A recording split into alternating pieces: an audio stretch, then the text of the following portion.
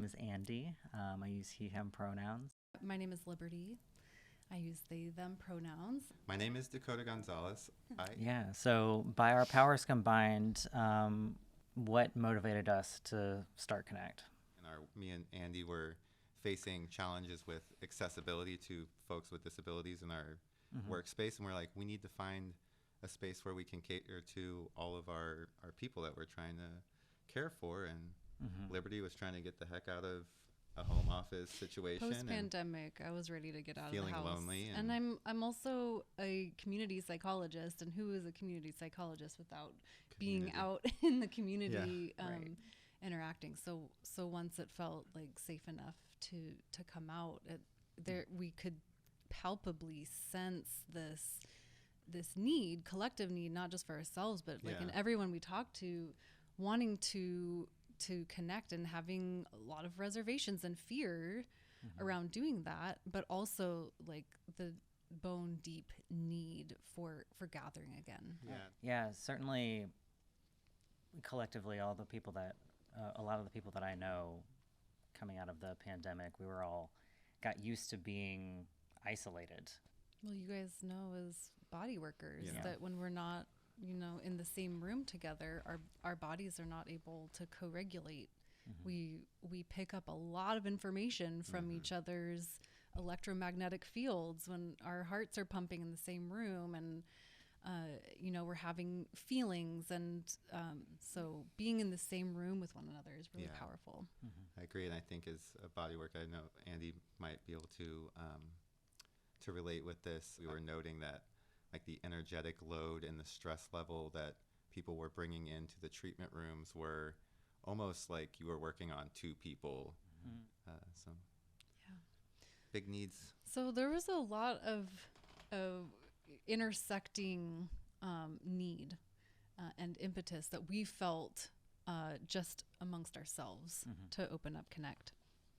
And, in late stage capitalism, there's a lot of like systemic reasons why these disconnections are happening. And as part of the queer community, queer phobia is one of the things that keeps queer people in their houses, to be quite honest. And, it requires that armoring up and layering of protection to go out into the world and interact socially.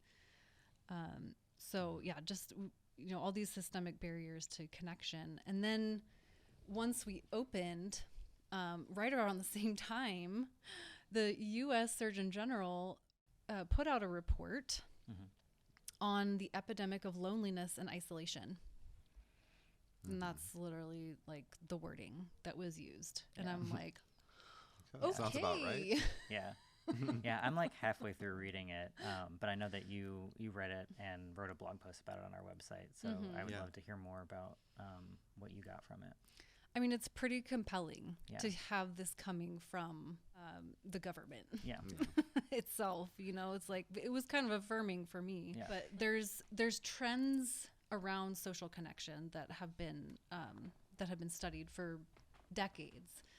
And one of the trends is that rapidly declining social connection in communities is leading to myriad health impacts. So literally being disconnected is bad for your health, to put it like bluntly, to the point where this is a quote from the report: the mortality impact of being socially disconnected is similar to that caused by smoking up to 15 cigarettes a day. Wow. Pretty intense. That's a lot. Yeah. Yeah. Right. Yeah. The number one pillar to advancing social connection is to strengthen the social infrastructure in local communities. So you can do this by establishing and scaling community connection programs and investing in local institutions. So what does it look like to create a culture of connection? Yeah, I mean, that's a whole other pillar of the U.S. Surgeon General's plan to shift these trends, is to cultivate that culture of connection, cultivating values of kindness, respect, service, and a commitment to one another. And this can be done in a whole variety of ways. But the one that is really pertinent to us is expanding the conversation within our, the conversation around connection within our communities. And that's what we're trying to do at Connect. That is, aside from the trauma-informed services that we provide that provide mostly one-on-one connection, we want to model what this can look like through our facilitation style and our programming. Yes, so that's one of the things I would say that sets Connect apart, is that we are trying to embody these different values that foster connection. Absolutely. It's in our name, Connect Community. We want to connect community. Absolutely. For well-being. Yeah, for the sake of well-being, we want to connect community. Yeah. So in order to have access to this space, we had to make some sort of decisions, and we chose to do an LLC because we believe that gave us more freedom to then expand further into other possibilities. Right. One thing that's coming to mind for me is that having a brick and mortar business is just inaccessible to a lot of people with various marginalizing identities. Us as trans people, and how many trans-owned businesses are there in St. Louis? Barely a handful, right? At most. Yeah. You were talking earlier about how our programming is just a way for people to practice connection. And I've hosted the Poetry Share, and that's been just every single time, it's such a wonderful, we're come to talk about poetry, but we end up talking about life, love, relationships, politics, and everything in between. And I've had some challenging conversations sometimes that we still are able to hold with humanity, and the people that were opposed still come back. So it's just some good things happening. For sure. Upcoming series that we're hosting that I would say is an embodiment of the values that Connect is our relational well-being series, which you can find out more about. We'll have another video that you can go check out, and a blog post that will tell you all about the relational well-being series, but we're excited about it. Absolutely.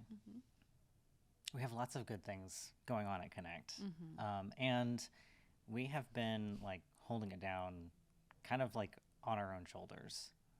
And it's been hard. It costs a lot of money. We're doing it out of our heart.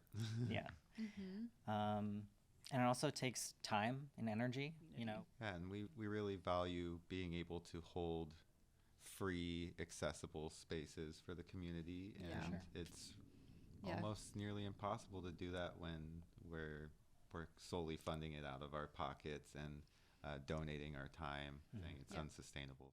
We have created the community supported well-being program just for that, to make a variety of our programming and services more accessible financially. So providing free and low cost services and events. So we're making an invitation.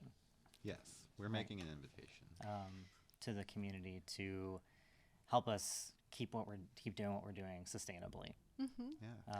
And with that, the community supported well-being program is a beautiful foundation for us as a community to cooperate and collaborate on creating community well-being.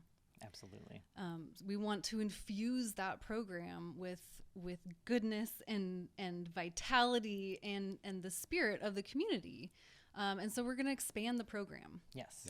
So our invitation is actually to a new membership program. Yes, absolutely. Do we want to go over each individual membership level? Yeah. Okay. Yeah, let's do that. There's 4. Yep. So essentially all of the levels get access to some kind of discount, and the member area, which will have the links to all of the different playlists and recordings. And then as you go up, you get a little bit more.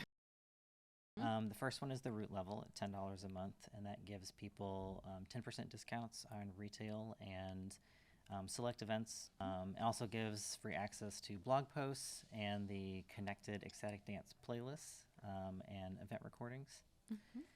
Next, we have the mycelium level, which is $25 a month. And that gives 15% discounts on retail and those same events. Next, we have the fascia level at $50 a month. That's 20% off retail, off select events, and then additionally space rental. So if there is someone in the community that wants to be able to use the space, we have our rates that we have, and if you're already contributing $50 a month, then you get a discount on using that space. Yes. Also service perks, playlists, recordings, and free entry into the Relational Wellbeing series. And then finally, we have the community level. So if you are committed to, redistributing resources, we have $100 a month. You can get 25% off retail, select events, and space rental. Service perks through all of our businesses, free playlists, a monthly gift, and then free entry into the Relational Wellbeing series as well, for sure. Yeah. Sounds lovely, y'all. Yeah. So if you like today's talk and you want more awesome content like this and a whole variety of other offerings, you can find that in your membership portal when you become a community-supported well-being member of Connect. When you become a member, you invest in community well-being, you invest in your own well-being. So we invite you to become a member today at connectforwellbeing.com.